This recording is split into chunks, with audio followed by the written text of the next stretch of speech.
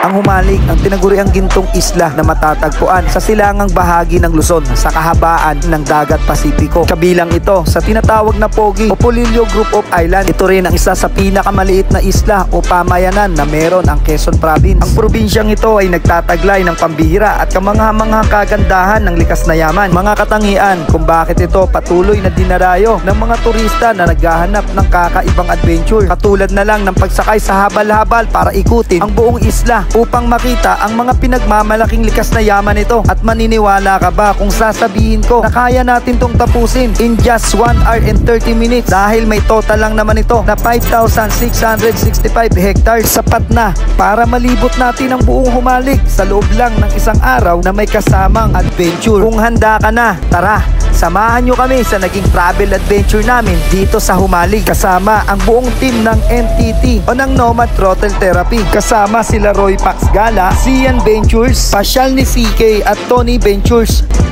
Ilan nga sa aming mga pinuntahan ay ang sikat na Little Boracay ng Alog White Sand Beach dito sa Humalig. Sobrang ganda talaga rito kapag narating nyo to at masasabi nyo na karapat dapat na tawaging Little Boracay dahil sa pagkakahawig nito sa nasabing sikat na tourist spot. At meron lang itong 50 pesos na entrance fee. Sabi kaya pala Little Palawan, White Sand, ang ganda. Little Boracay pala. Ayan yung maliit na ganito. Ang sunod na pwede niyong puntahan ay ang tinatawag na Kanaway Sand Ripples na kilala sa kamangha-manghang rock formation ito na bagay sa mga turista na mahilig umaura at mag-picture taking. Dadalhin tayo nito sa kakaibang dimensyon na parang nasa disyerto ng gintong buhangin na napakasarap tumakbo at tumalon-talon na parang palaka katulad nito.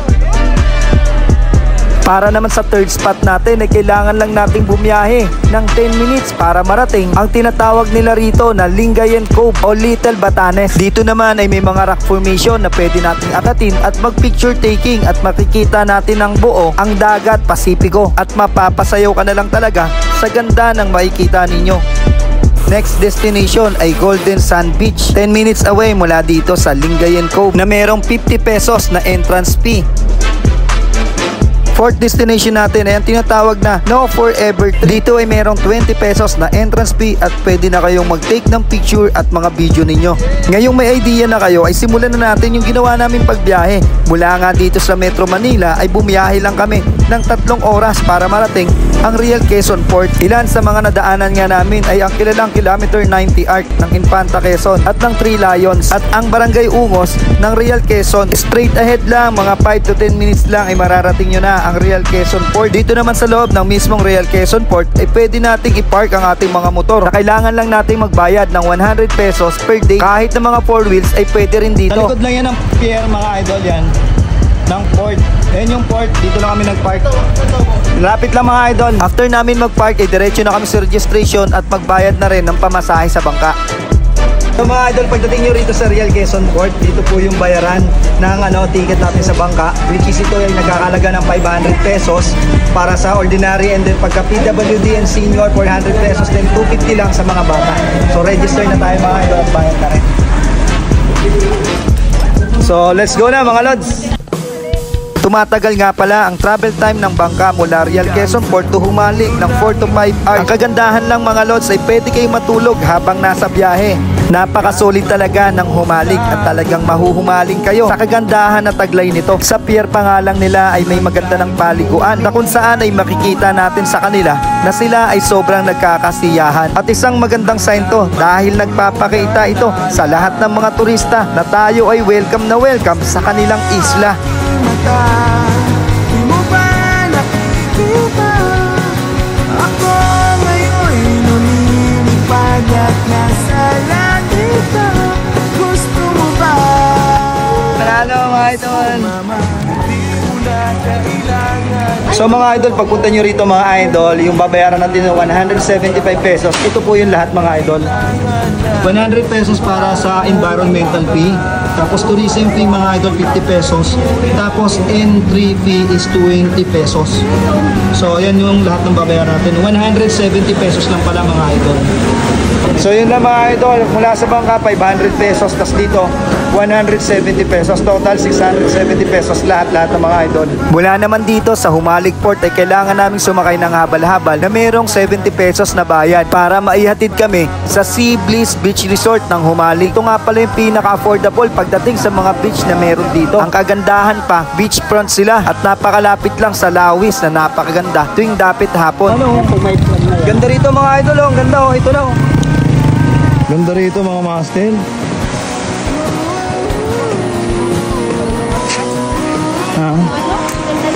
Buhangin? Oh, para desierto. Gold sand. Dahil lulubog yung paa mo. No? Umang oh. Oh, may mga umang nga. Ayan oh. Ay, grabe yung mga buhangin. Gold. Tapos ganitong kalinaw na tubig. Wow, sarap na maligo oh. Wow! Gold sand. Linaw oh. Linaw mga idol oh, iba rito taga sa Humalig. Front beach pa lang ng Sea Bliss Resort dito sa Humalig ay talagang namanghana kami sa linaw ng tubig at ganda ng karagatan. 2, 3.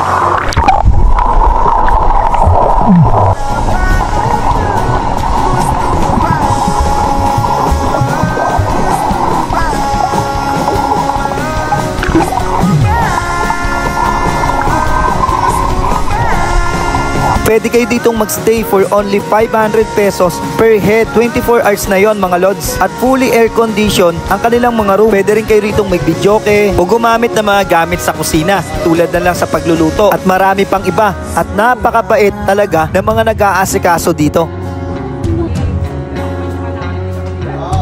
So mga idol, andito nga tayo sa Humalig. Dito sa resort ni Ma'am Evelyn na kung saan tinawag to mga idol na Sea Bliss Beach Resort. So, Ate Evelyn, pwede nyo bang ipakita sa amin yung mga room dito na pwedeng marentahan ng mga turista na gustong pumunta rito? Ito, nandito po yung room namin na kung saan ito po ay per head ay 500 ang bayad. 500 pesos lang. Opo, ang bayad. 24 hours naman no? Opo, 24 hours na so, po yun. So, mga idol, napakasulit nun ha.